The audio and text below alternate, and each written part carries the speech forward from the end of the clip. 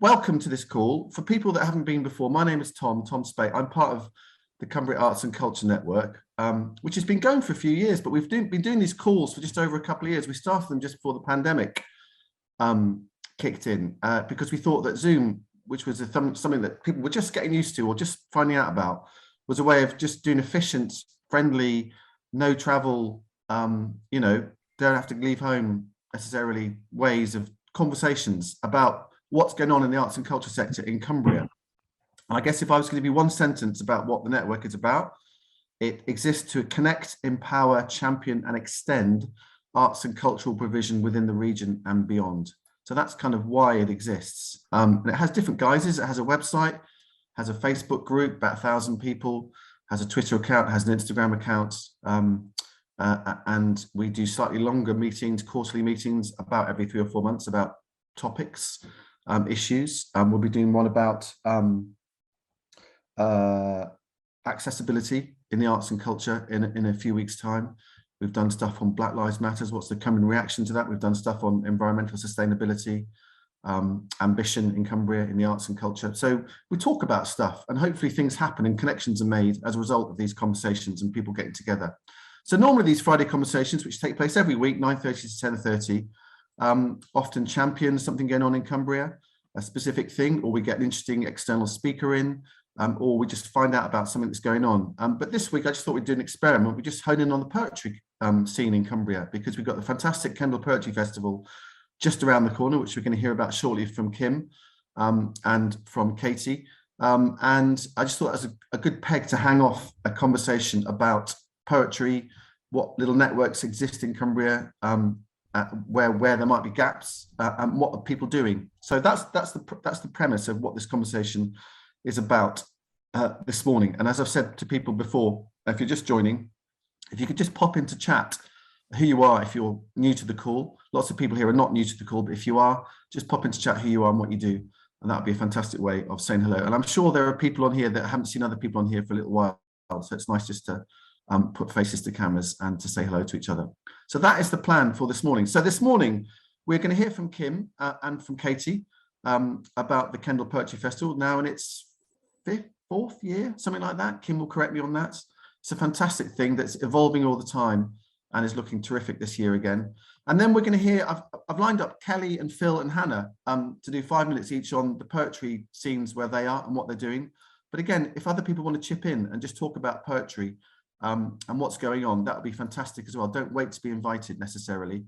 We'll have some time towards the end of the call if we get through it on time to do that. But chat is often busy in these calls, so just pop stuff into there if you want to.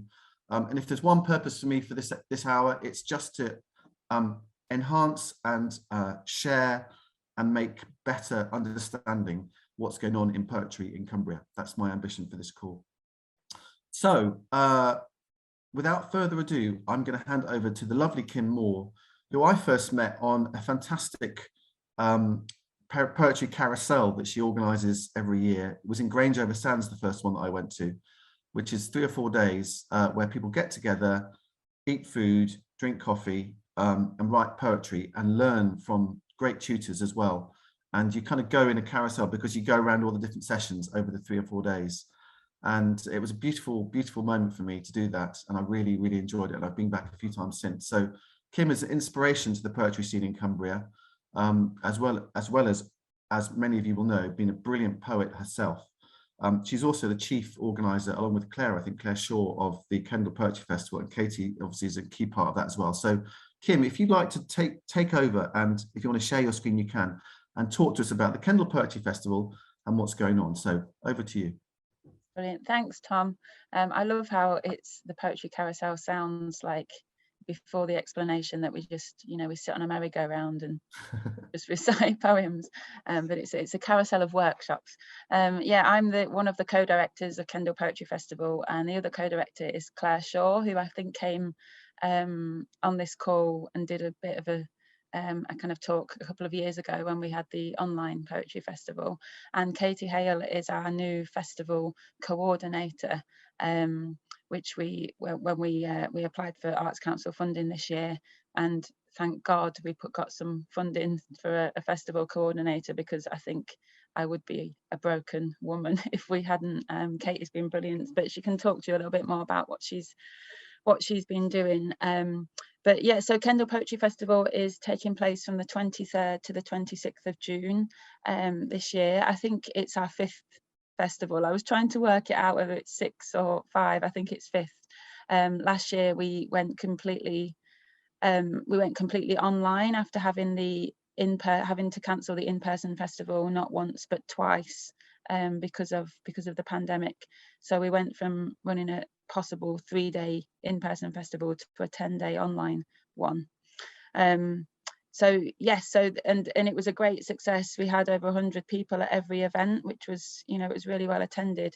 So this year we've decided to run a hybrid poetry festival. We're one of the few poetry festivals in the UK who have gone down this route. A lot of organisations have gone back to in-person only. Some organisations are just doing online. Hybrid is a very different beast, and it's quite a complex machine to kind of keep going. But accessibility is really important to us, and we didn't want all of the people that came last year online, for whatever reason, whether they're geographically far away from us or because they're housebound and they can't leave the house or they've got caring commitments, we didn't want to leave those people behind, and we wanted to make sure that they could attend the festival as well, of course, of being in person, so that our Cumbrian audiences, we can all meet together. So there's 31 poets taking part over 4 days of the festival. I just wanted to show you a little graphic of all the lovely poets, because when we get this graphic through from our website designer, it always comes in the middle, at the point in festival preparation when I feel like I'm never ever going to do another festival again as long as I live.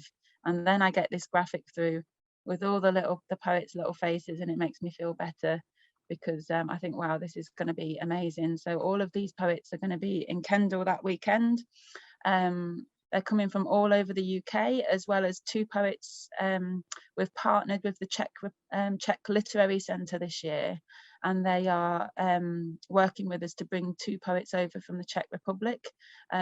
Milan and Katerina Rydkenčová are coming. So there'll be a chance to hear Czech poets speaking about their work. What else do I need to say?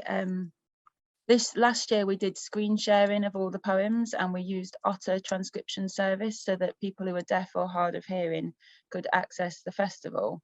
It was because we hadn't planned to go online, and we hadn't thought about that side of accessibility really.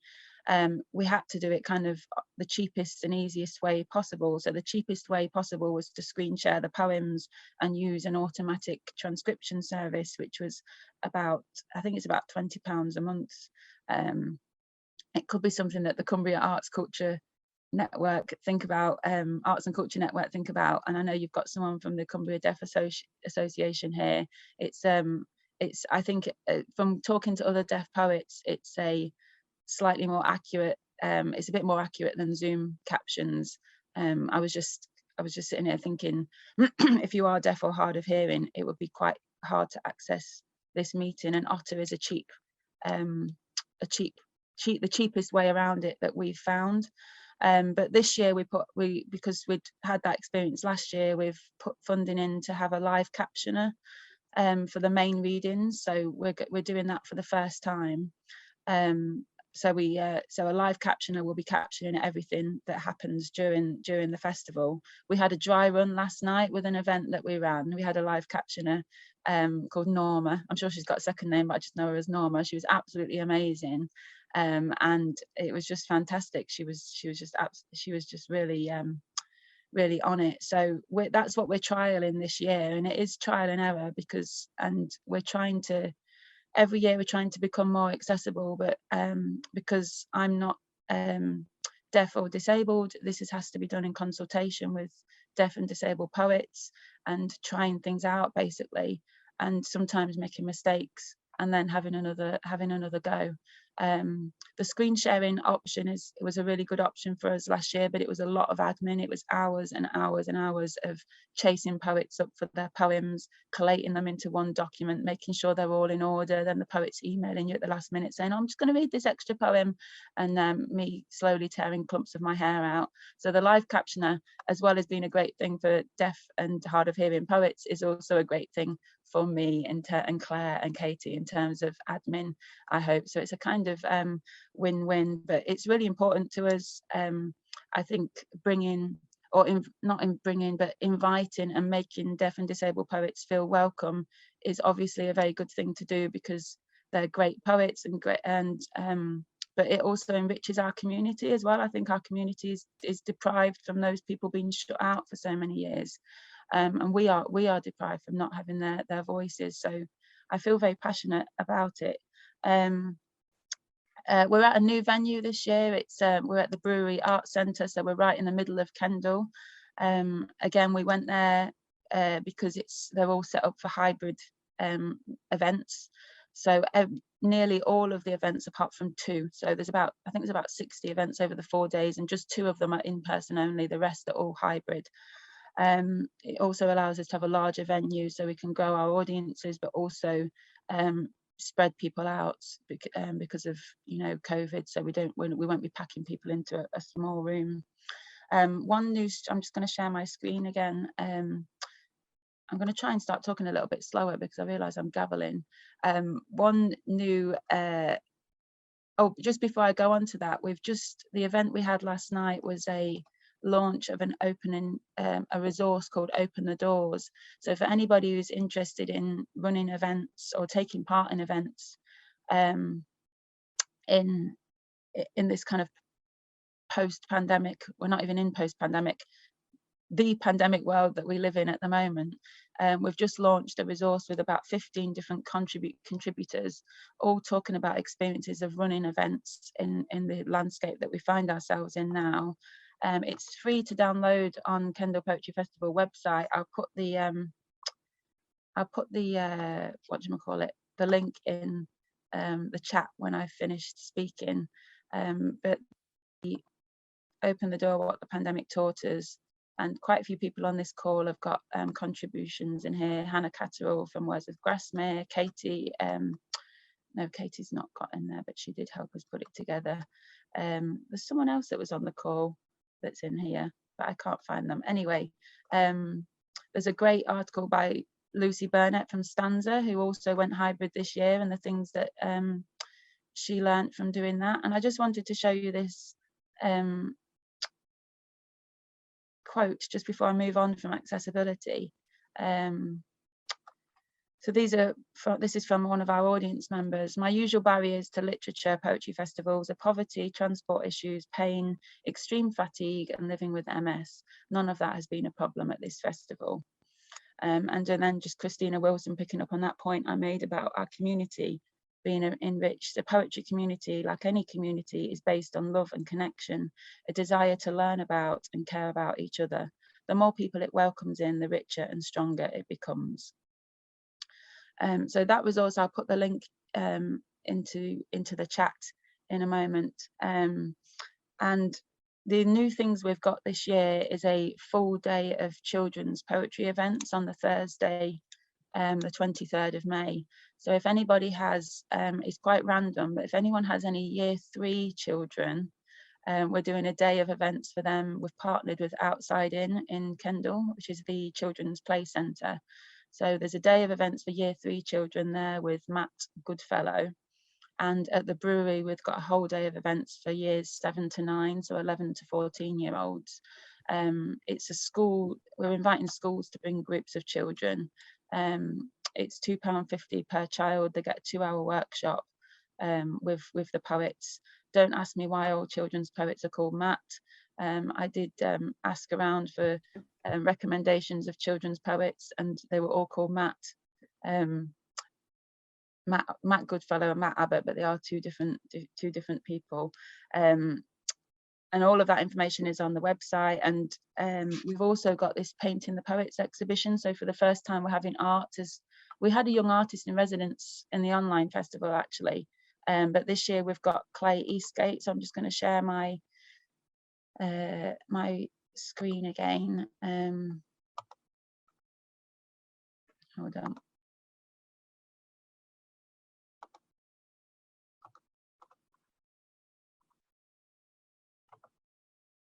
Maybe I'll just share my screen and then it'll. There you go, you should be able to see it. So Clay Eastgate is an internationally recognised artist who's been working on this project called Painting the Poets, where she's painting a group of women poets, including Carol Ann Duffy, the former poet laureate, Jackie Kay, I can't remember if she's the former or is the Scottish Macker, Gillian Clarke, who was the National Poet of Wales, and then, you know, lots of younger poets, some of whom are going to be at the festival, including Joelle Taylor, who is, I don't know if you can see my pointer, but the top right hand corner, and Imtiaz Darker, who's in the bottom left hand corner. That exhibition is going to be at Space to Create in the Factory, and it's free to see over the whole weekend. We've also got Meet the Artist sessions where you can go for an hour and go and talk to Clay about her work, which are free. Free to attend. You just have to book and let us know that you're coming. Yeah, and oh, and Katie's going to talk to you a bit about her stuff that she's doing at the festival, and maybe mention Melissa Davies as well, who's building a poem in a shop window. I just wanted to tell people about the events that are selling out. If I can get, hold on, can I move that there? So if anyone's wanting to come to the festival and you've been a bit slow about getting your tickets, the events that are selling out are this one, Painting the Poets with Clay Eastgate and Joelle Taylor, which is like a discussion about portraits and poetry. That's maximum 35, and I think we've sold 30 tickets. So if you want to come to that, hurry up. That's but if you're coming online, there's plenty of tickets left. And the afternoon tea with brewery poets. This is always a great event. For £8 you get 6 poets, and you also get to scoff tea or coffee and a scone with jam and cream. We've sold nearly 40 tickets now, so that's nearly sold out, but we've moved that to the upstairs room, the restaurant in the brewery, so we can now get a few more people in. But that will sell out, I think, in the next couple of days, and there's some great poets. These brewery poets give their time up for free to come and read, and you know, a range of experiences, but many of them are nationally recognised poets in their own right and published, and we're very lucky to have their support. And finally, just to finish off, I'm going to show the opening doors open mic, again in person. That's nearly sold out. We've sold about 30 tickets already, so if you want to come in person, book a ticket. If you're coming online, there's plenty of room, and I think that is it for the sold out events. And then just to say that we have some free tickets available if you're a bit skint and you can't afford to come. We can give you some free online tickets, and possibly some in-person ones if you're a Cumbrian poet. And I think that's it. I think I'll stop there if anyone's got any questions or anything. But I think that's my time up. So thank you for listening, and thanks for inviting me, Tom. That's lovely, thank you. I think, Katie, do we lose you at 10 o'clock? Okay, right. So I'll ask you a quick question, Kim. What's your view about the sort of state of health of poetry in Cumbria at the moment? You're based in Barrow, and you can see the world from your perspective, and obviously the festival seems to be a beautiful thing that almost kills you every year, but you still do it. So that's fantastic as well, and you do many other things as well. But what's your view about how poetry is in Cumbria at the moment? I think there's loads. We have loads of amazing poets here, writing in the county. So in that sense, the poetry is kind of alive and kicking. I don't think the kind of scene and the community is really recovered from the pandemic or from what we've all been through yet. I'm certainly hesitant to put on in-person events. It's very difficult. We have the problem of internet. Not quick enough internet to run hybrid events, so that makes me hesitant, because I think if I put an in-person event on, because there's no internet hybrid venues, I'm immediately excluding a whole group of people, and I find it very difficult. So I've ended up kind of being frozen and not doing anything. So that, yeah, I think we're still, for me personally, I'm still trying to find a way of doing what I used to do without excluding the people I used to exclude. And I think it's really important to acknowledge that we're all part of that exclusionary practice that we used to do before the pandemic. And this is a moment to learn and change and try and do better. Yeah, but you know, we have amazing poets here in the county. There's so many brilliant poets, and yeah, I just miss them all. I don't feel like I see them enough in person still. I got a bit teary then, so yeah, that's what's missing for me. Like the in-person stuff hasn't started really properly again yet, but that's not because we haven't got the talent. It's because of these other barriers to access, on my opinion. Okay, thank you for that. All right, well, let's cross to Tbilisi in Georgia, where Katie Hale is, I think, writing poetry this very week. I think tomorrow's her last day, but she's been there on a poetry retreat, if that's the right way of describing it, Katie. Katie, is that right? And obviously you've got a role to play with the Kendal Poetry Festival formally this year. Yeah. So I'm going to start just by showing off, because you know, it's sunny and there's blue sky. So I'm here in Tbilisi at the Writers' House in Georgia, which is stunning. I don't know if you can see those windows right at the top there. That's my room. And then there's this beautiful courtyard where they're setting up for an event, I think. So I've been here for, it's about 10 days in total, the residency, and I've been working on my second collection and getting that ready to send off. But also, you know, trying to keep on top of festival emails as well. I'm going to sort of apologise to Kim, because I know there's a few emails I need to reply to. But you know, it's sunny. So, but yeah, so my role this year with the festival is as festival coordinator, which is basically making Kim and Claire look good. Not that they need any help with that, you know. I'm going to take the credit. But yeah, so that's my involvement this year, which is largely kind of an admin role and a support role. But I've been involved with the festival. I was thinking about this morning. I think since the first festival, I've got vague memories of checking tickets on the door as a volunteer at that first festival at Abbot Hall, and then since then with the Guerrilla Poetry Project as well. So the Guerrilla Poetry Project started, I think, was it 2018, maybe? I think it's been going for about 3 festivals. And it arose out of a project that I used to do just sort of off my own back, called Poetry Plaster Packs, which are basically these little packets that I used to make, which contained a poem, a plaster, and a sweet. And they were in like little kind of dinner money size envelopes.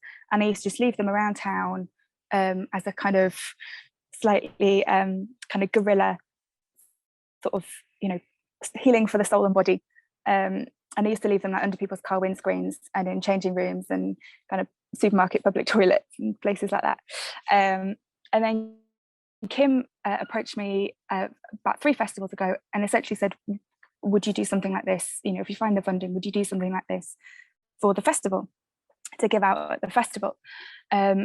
So they found the funding, and we created the festival survival kit, which was a very similar thing. That first year, it had a poem by members of brewery poets and Dove Cottage Young Poets.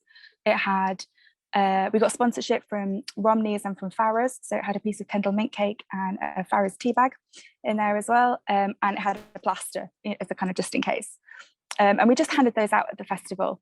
That then sort of grew last year with the online festival. I remember Kim and I and Claire having quite a lot of conversations about the importance of those survival kits in a time where we all felt like we were just sort of surviving, and also was really the only in-person bit of what was a wholly online festival. So we created much bigger survival kits. They had a pamphlet which was sponsored by the Have-Build Trust and the family of Alan Forsyth. They had, again, Kendal mint cake and a tea bag and a plaster, and badges as well. We thought we'd, you know, give people kind of a little something. And these were then sent out in the post to the first 200 people who booked a ticket. And it didn't matter what kind of ticket. It could be, you know, the full-blown festival pass, or it could be a free ticket to one of the free events. It was just the first 200 people who booked the ticket. So we sent those out to people through the post, and it got a really lovely response. I think it really helped people feel physically connected in a festival that was and a world really at that time that was purely digital for a lot of people. So that was really important. And the other thing that became extra important last year was the poetry trail. So we've done a poetry trail around Kendal for a couple of years, which has been, you know, poems put up. The first one I think was along the bank of the river, as a way of being connected with the town centre, you know, making it very much, it is a Kendal poetry festival and having that presence in the town. Obviously, again, last year, everything was digital, and we wanted to make sure that we didn't lose the Kendalness of the festival. So we got in touch with a lot of shops, particularly Westmoreland Shopping Centre were a big help. And all these kind of shops and restaurants that were closed, we basically said, can we use your window? And so we went and we put poems up in windows all around town, and created a sort of poetry trail. And that was using poems written by Dove Cottage young poets. Because a bit like Kim and Claire, I don't like to go smaller, I like to go bigger every year, and then panic about it afterwards. This year, everything is bigger. So the survival kits, there's a surprise extra item from last year, which I'm not going to say what it is, but there is a surprise extra item in the survival kits. Again, they're going to be posted out to the first 200 people to book tickets. And the poetry trail is also much bigger. So this year we have, I've seen Kim doesn't know what it is. Kim does know, Kim's forgotten, which is quite exciting. So, but with the poetry trail this year, we also have gone bigger. So we have 3 schools involved. Last year we had 1 school, which was QES, based in Kirby. This year we have QES, Queen Catherine and Kirby Kendal, all contributing poems to the poetry trail, as well as the Dove Cottage young poets. Including our young poet in residence, who is Elizabeth Reed, who is a member of Dove Cottage Young Poets. The poems are going in shop windows, they're going in Westmoreland Shopping Centre. We've got an exhibition at the brewery, and we're also putting poems up at Oxenholme Station. Just saying that out loud, I'm slightly nervous about how much print work needs to be done in the next few weeks, but it's going to be great. We're going to essentially bombard Kendal with poetry, and yeah. No one's going to not know that there's a poetry festival going on. I think that's probably my time up. But yeah, if you haven't booked a ticket, I don't know if we're up to our 200 for the festival survival kits, but you never know, we might not be. So you might have a chance, if you haven't booked one yet, of getting a festival survival kit through the post this year. I was one of the recipients of that survival kit last year, and it was a beautiful thing to receive through the post. It was exactly right, Katie. And it sort of connected me to the festival in a way that if it just been online, it wouldn't have done before. It's a great idea. Katie, tell us about your collection that you're writing, your second collection. Tell us a bit about that as well, if you can. Yeah, sure. It's so I've been working on it since 2016, so about 6 years. In fact, I think I actually wrote the first poems for it at a workshop at the first Kendal Poetry Festival. I don't think those poems are in the book anymore because collections mould and change, but I think that's where I actually started it, as luck would have it.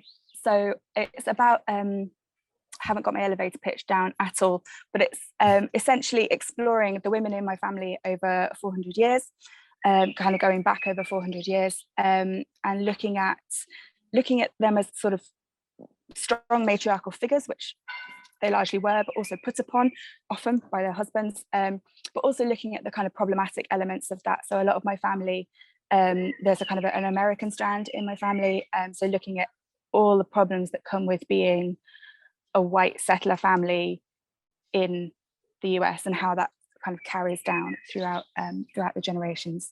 So that's the book. It doesn't have a title yet, so I can't give you a nice catchy title to keep an eye out for, but yeah, I'll keep shouting about it whenever I have news. Well, that sounds fantastic. Speaking of great titles, Kim, just do a plug for your current selection that's out at the moment. So my second poetry collection has come out a couple of months ago, and it's called All the Men I Never Married. And if you want to know if you're in the book, you'll have to read it. My lips are sealed. Great to hear the birds, by the way, in Tbilisi, Katie. I don't know whether you're feeding them, whether they just like the sound of your voice, whether they're poets themselves. but we're loving the sound of the birds in Tbilisi. So Kendal Poetry Festival, fantastic, just a glorious kind of jewel in the crown of the Cumbrian cultural arts offer, I think, and growing all the time. And your approach to accessibility is laudable and should absolutely be, at the forefront of people's minds when they're thinking about this kind of stuff. So I salute you and congratulate you on all the work and thoughtfulness that goes into that as well. I hope it's a huge success. I'm sure it will be. And thank you for doing it on behalf of the community, of the cultural and artistic community here in Cumbria. It's a great thing. Safe travels back, Katie, from Tbilisi as well, by the way. Has anybody got any questions for Kim or Katie before I think we're losing Katie. I'm not sure whether Kim needs to go as well, but has anybody got any questions about the Kendal Poetry Festival? Fliss is asking, are you including any BSL poets? British Sign. No, there aren't any poets that are specifically using British Sign Language this year, but maybe it's something we can look at next year. Okay. We did try and get Raymond Antrobus, who does, I think a couple of years ago, he was learning British Sign Language and he incorporates it into his performances, but he's selfishly moved to America, I think, to be with his wife.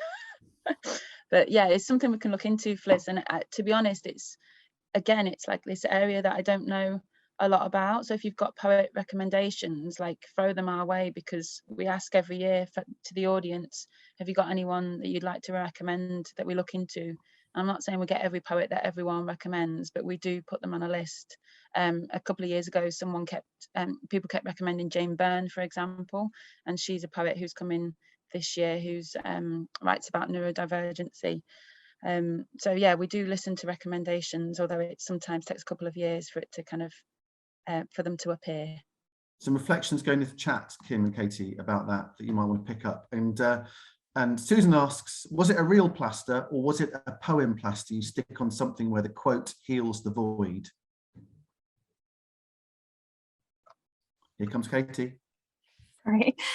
Yeah, so it was both. So we've included a real plaster for the kind of physical wounds, and then a poetry as well for the emotional wounds as well, and a cup of tea and energy from Kendal Mint Cake. So yeah, all the survival needs almost covered.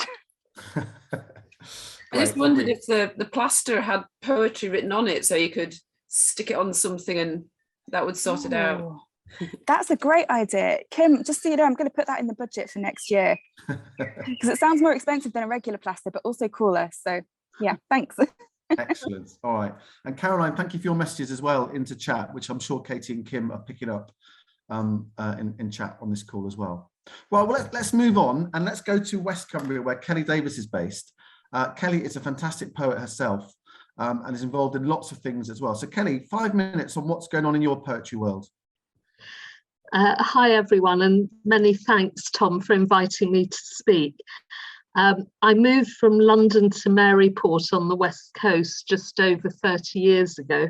I'm a freelance editor and I started writing poetry seriously about 15 years ago. I mainly attend and participate in poetry events rather than organising them, but I hope my perspective will be useful.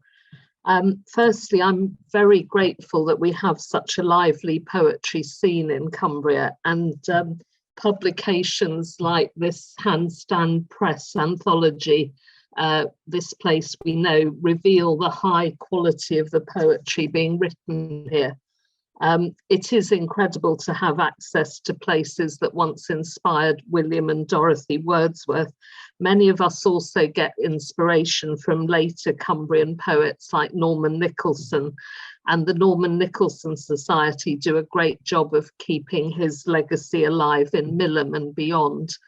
I think people sometimes think that Cumbrian poetry only exists in and around Grasmere, but Zoom has been a real game changer in terms of linking poets across the county, and poems are now being written in and about Allerdale and Copeland, as well as the South Lakes and Carlisle. Although I still have a day job, I spend an increasing amount of time on poetry, and I get different things from different activities. Tutors like Angela Locke and Geraldine Green have helped me gain confidence as a writer. Angela always provides a very supportive, encouraging atmosphere in her groups in person and more recently in her Zoom supergroup sessions. Now that I'm having a bit of success in terms of publications and competitions and finding a voice as a poet, I really value detailed feedback on individual poems. I get this a great deal from the North Cumbria stanza group run by Kathleen Jones, who's here today, and also the Northwest poets who were selected by Kim in 2021 for a series of funded Lancaster Lit Fest workshops. And we're still meeting online each month and giving each other support and exchanging information and doing, you know, critiques of each other's work. There are also, of course, wonderful open mics, including Phil Hewitson's Speakeasy in Carlisle, Poets Out Loud in Cockermouth, in person and online. And these enable me to see how poems land with an audience, which is so important when you're working out which ones work, you know, the strong ones and the weaker ones, if you're trying to put together a pamphlet or collection. I want to give a special mention to the Carlisle Poetry Symposium, which is run twice a year by Andy Hopkins at Tully House Museum. And this event combines readings by featured poets with open mic slots and sometimes workshops. In a similar way, Kim's Wordsworth Trust readings give us the inspiration of hearing established poets, and along with a chance for local poets to contribute in the open mic. And as Tom mentioned earlier, there are amazing residentials like Kim's Poetry Carousels. Angela Locke also does trips to Rydal Hall and Iona, and you know, those residentials give us a chance to just immerse ourselves in poetry for a few days with workshops, readings, and an opportunity to network with other poets from all over the country. I hope Cumbrian book festivals like Borderlines, Words by the Water and Maryport Literary Festival will continue to include poetry events, open mics and competitions, because these all help to give local poets a voice on a bigger stage. And some local Cumbrian poets like Kim Moore, Jake Polly, Hannah Hodgson and others end up becoming national and international poets. And if you would like to find out more about my poetry and editing activities, please visit my website, kellydavis.co.uk. There is, I mean, there isn't a huge amount going on in Maryport where I live at the moment, but I know there is a West Cumbrian poetry group that started up recently, and I think the organizer is here today. So, you know, it's interesting how things pop up and develop. And yes, oh, someone's kindly mentioned the joint pamphlet I wrote with Kerry Derbyshire called Glory Days on the theme of motherhood. That's available through my website. Excellent, Kelly. Thank you very much indeed. And please pop your website details into chat and people can pick it up from there. That's a lovely overview of things going on that you're involved with, Kelly, and that you admire. So thank you so much for that. But let's shoot up the A595 to Carlisle, where Phil Hewitson does all sorts of things. And Phil, 5 minutes on what's going on in your world in poetry. Hi, thank you very much, Tom. Well, I run the Speakeasy open mic nights that are held on the last Wednesday of every month from September to May, so just during term time. And they're held at the Source Collective here in Carlisle. And we get people of all ages and abilities who come along and share poetry and spoken word and a bit of music, maybe some jokes. And it's just a really relaxed, safe space. And I'm always struck by all the talent that comes along. And I think there's a real magic that comes from sharing words. I mean, Speakeasy started in 2004 with Nick Pemberton, who was teaching creative writing at Cumbria Institute of the Arts at the time. And he was a really engaging and encouraging and supportive tutor, and had a big influence on a lot of the local writers and poets here in Carlisle and further afield. And then he sadly passed away in 2018, and I found myself inheriting it. And then we've done 2 years of Speakeasy on Zoom during the pandemic, and that's been really interesting, connecting with other people across not only Cumbria but across the UK, and 1 or 2 people from various parts around the world. And I can see a few familiar faces on the call today, so hello. Kelly's just talked about the Poetry Symposium, which was held at Tally House a couple of weeks ago, and Andy Hopkins does an amazing job with those events, and you always come away having learned about other writers you never had, or maybe you weren't that familiar with, and it's a really good event. And as Kelly said, the opportunity of an open mic session as well is wonderful. I'll say also Poets Out Loud that Kelly mentioned, the Kirkgate Arts Centre in Cockermouth. That's a wonderful group, and that's held at the, as I say, the Kirkgate Arts Centre. And I want to highlight that on the 2nd of July, as part of Cockermouth Live, there's a special open mic event, Words Worth Saying, at Wordsworth House, and that's from 12:15 to 1:15. And, you know, thank you to Bob and the team at Cockermouth Live for making that possible, and also for the National Trust for allowing us in to read poetry in Wordsworth House. You know, that's an extraordinary opportunity, and I'm so grateful that they've been able to coordinate that. And Ros Edwards will be coordinating that event. There's a couple of events we've got coming up over the summer. Next month, 22nd of June, we're celebrating Tony Hendry, who sadly passed away at the beginning of the year. And we're celebrating his poetry that we, through Cold Dew Press, published a forum in 2018 or 2019. And Susan Cartwright-Smith is on the call here today. She was our editor on that. And I'll talk a bit about Cold Dew Press, if that's okay, Tom.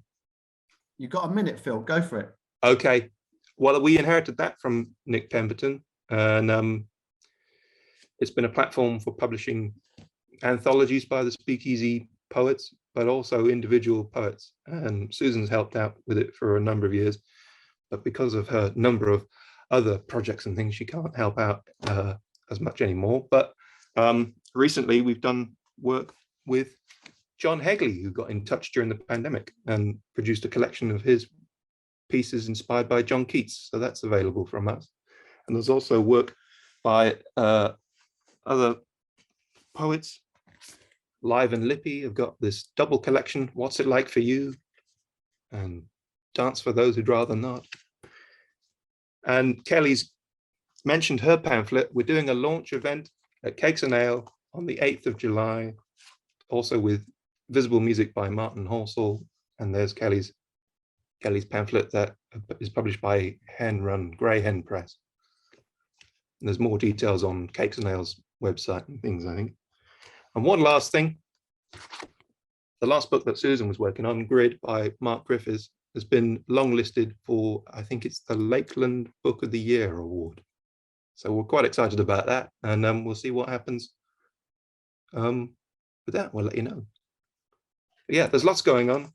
There's always stuff on the Speakeasy Facebook page. There's things on YouTube of events I've filmed over the years. So I'm always blown away by how much talent there is here locally, and it's great that there's stuff happening all over the county. Thank you, Phil. Fantastic collection of stuff. I went to the John Hegley launch night in Carlisle, where he did a fantastic rendition of a beautiful poem he's written called Guillemot. If ever you want to just enjoy a bit of a smile, watch Guillemot on YouTube by John Hegley. It's a beautiful thing, and it's fantastic that there's a press in Carlisle producing all this stuff as well. So Phil, congratulations on what you do. Long may it continue. Thank you very much indeed. Right, let's shoot down the 591 to Grasmere, to Hannah Catterall, who's at Wordsworth Grasmere, surrounded by all sorts of beautiful books and paintings right now. Hannah, tell us what's going on in your world. So in terms of our poetry programme, we've run a poetry programme for a long time. But in 2020, we actually kind of took the first footsteps into online and hybrid poetry programs. And we're kind of hanging out online now mostly because we're so rural. Often it's really difficult for people to come to kind of events and workshops that we host. Whereas we found that as soon as we moved online, we had a massively bigger audience of kind of poets from Cumbria, all over the UK, you know, America, US, China, New Zealand, just going, oh, hey, we love the stuff you're doing. Maybe we've visited you once and we've kept tabs on you and now we can come to your things, which is really cool. So Kim Moore and I had been planning a contemporary poetry program for a while where we wanted to do kind of a monthly poetry night with kind of a different featured poet every month and then open micers. And we had our very first one in 2019 and we had lots of plans for 2020 that never happened. And so we launched it as a completely online series in 2021, and we've carried this on in 2022 as well. So it's still every month, usually towards the end of the month. And there are always 11 open mic slots and free tickets available for those who need them. And it means we can kind of invite anyone, which is brilliant. So I'm just going to drop some links in the chat. Our new events program printed yesterday, which is extremely lovely. And you can see Polly, Atkin and Kim here. And I've linked that in the comments as well, actually, so you can just look at it while I'm waffling on. So we run that online program with Kim, and that's definitely running through to the end of the year, and then we'll start figuring out what's happening next year. And in the meantime, we also run an online poetry reading group, which is free, with Polly Atkin, which meets every third Thursday of the month. We also have 3 different hybrid poetry groups that meet. We have Dove Cottage Poets for grown-ups. I say grown-ups, I know Tish is in here, and that she helps with the ones for young people. Dove Cottage Poets meets every month, and they can either come down to Grasmere or they can join us on Zoom. So that's gone completely hybrid. We have Dove Cottage Young Poets, which is for age 14 to 21. That's fully online at the moment, I think, with the option of some kind of in-person things. But it was actually much easier for the young poets to just meet online because they had school and college and all sorts of stuff. And we also have a newer group, which is called Untrodden Ways, which is for young people aged 11 to 14. And that's hybrid, and it meets partly at a school in Barrow and then also online. So we're doing a lot of things around the county. And, you know, alongside all of this, we have a kind of a talks program, and we do a lot of poetry writing on site as well, just incorporated into what we do every day. So yeah, I think we've been kind of the unknown for a while, because we're not really kind of like where you look to for contemporary poetry necessarily, even though we always do a bunch of stuff. You mostly just think it's Wordsworth. But kind of just like one last thing, which is I'm always banging on that when Wordsworth lived at Dove Cottage, he was 30 years old, young, writing stuff that people thought was a bit weird, you know, and trying out new things. And I think it's just such a good place for contemporary poets to kind of remember that as well, that feeling of being young and a bit experimental in your writing, and everyone going, what the heck are they doing, you know? So yeah, I like to think about that Wordsworth in terms of our contemporary poetry program.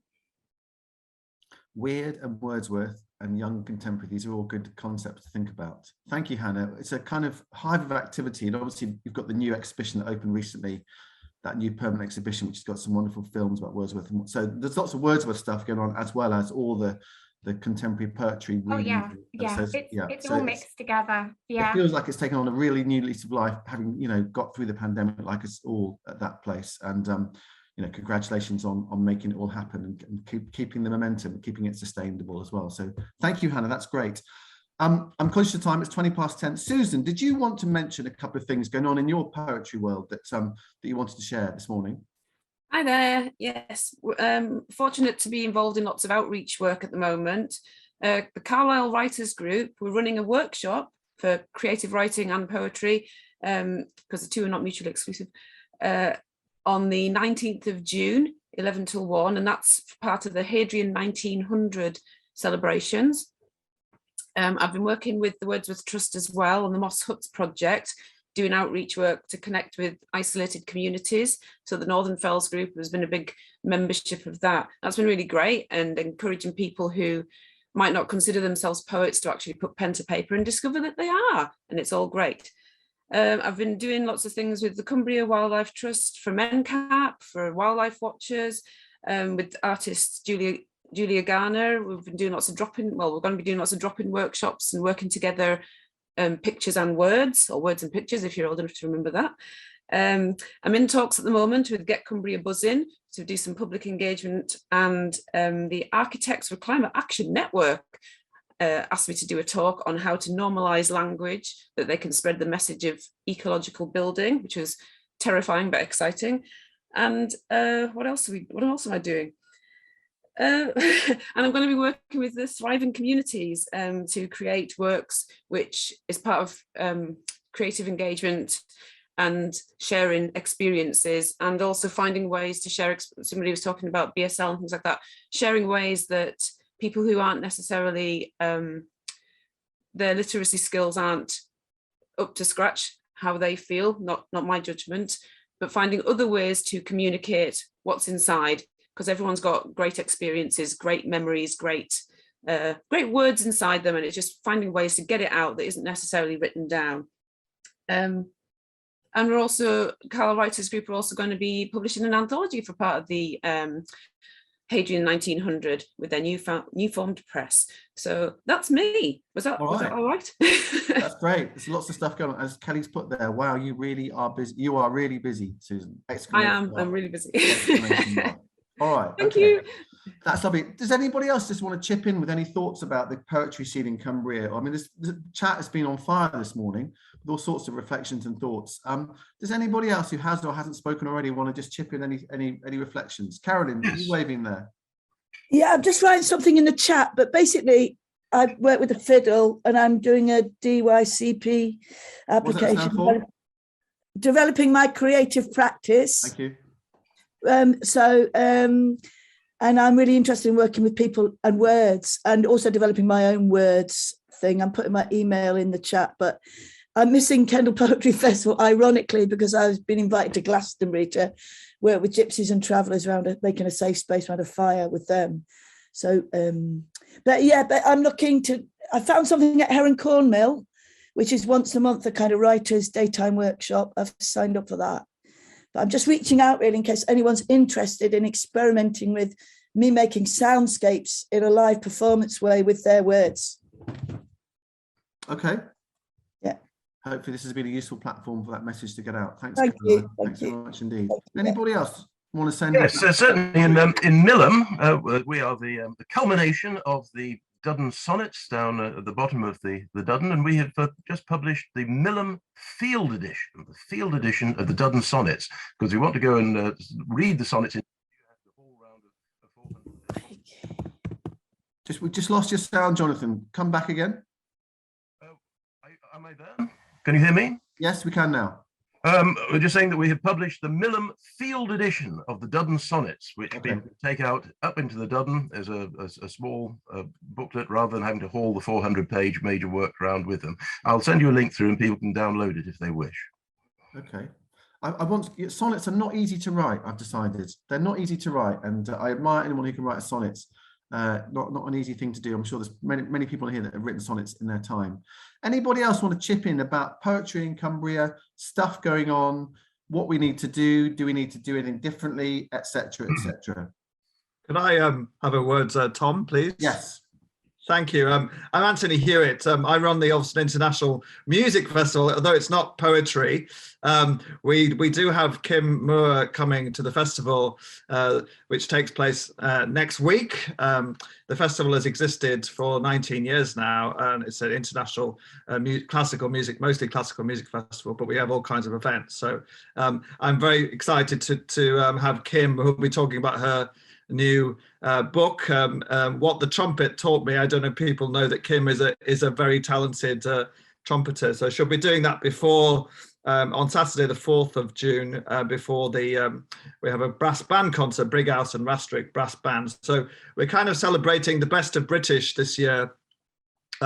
Here's a program from the last festival, as you can see, was in 2019. Ulverston's iconic Hode. So we're doing some outdoor concerts celebrating the best of British. With I've got a Beto van. I've got outdoors on the Market Square on the 4th of June, which will also tour South Lakes on the 3rd of June. So I'm playing some. I myself am a pianist. I'm the director of the festival, but I also perform in the festival. I myself am a pianist, and I'll be playing outdoors on the back of, I call it my Beto van, so pardon the pun. So we're celebrating the Jubilee really with some British music, some Vaughan Williams, and there'll be a beacon lit on the Hode on this program as well on the 2nd of June, where Kim will also be playing in the choral concert on the 2nd of June. So delighted to have her. She's obviously a very diverse and talented lady.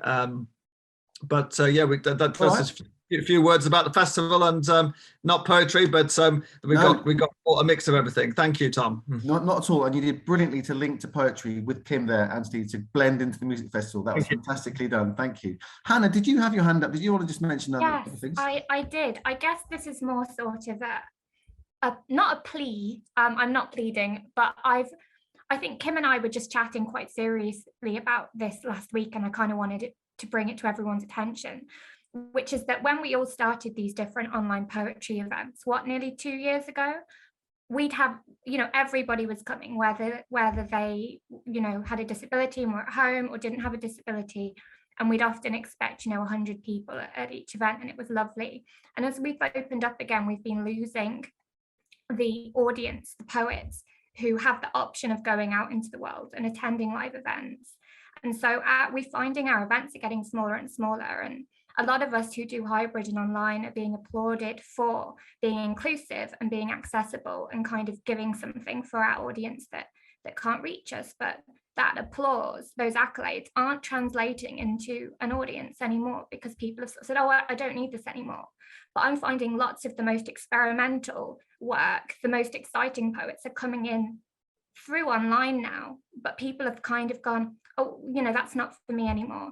And I think, please do pay attention to the online world as well as the physical poetry world, because there's some amazing stuff happening. And if people tell us well done, but don't help amplify our voices, the good work that we're trying to do might eventually not be able to continue. And I think that's a very sober thing from me, and I'm sorry.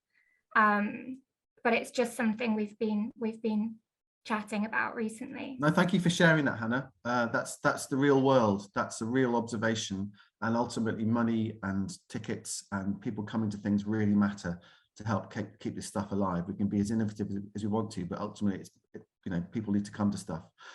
I'm going to close the call shortly. I'm going to cross to Caroline. Caroline, just share with us what you've just put in chat there, and then I'm going to play you one 30-second poem just to close the call, which I hope you'll enjoy. So Caroline, just final thoughts from you there.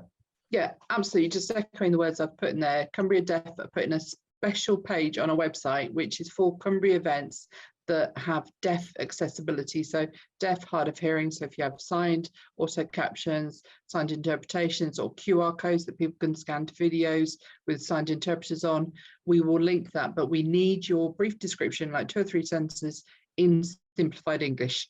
And we will do that, and that's free, because we want to make Cumbria the most deaf-aware county for visitors and residents. And that's part of our remit. Thank you. Great stuff. Great ambition. Thank you, Caroline. Okay, thank you for your time this morning. It's been really interesting to listen to everybody about what's going on in poetry. I think we're in a good place, but we should never rest on our laurels. And thank you to everybody who's writing, listening, reading, going to festivals, going to performances. It's a really healthy part of what I think is a great cultural offer from this county.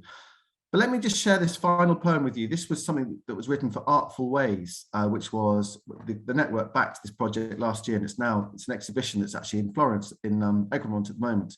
And as part of Artful Ways, it was a prompt really to get people to think about art and culture when we'd all been suffering from lockdown, and trying to think about ways that we could still think about culture and art and what was going on. So this is a lovely poet called Mill Milligan, based in Carlisle, and he's written a poem here, which I'm just going to play to you.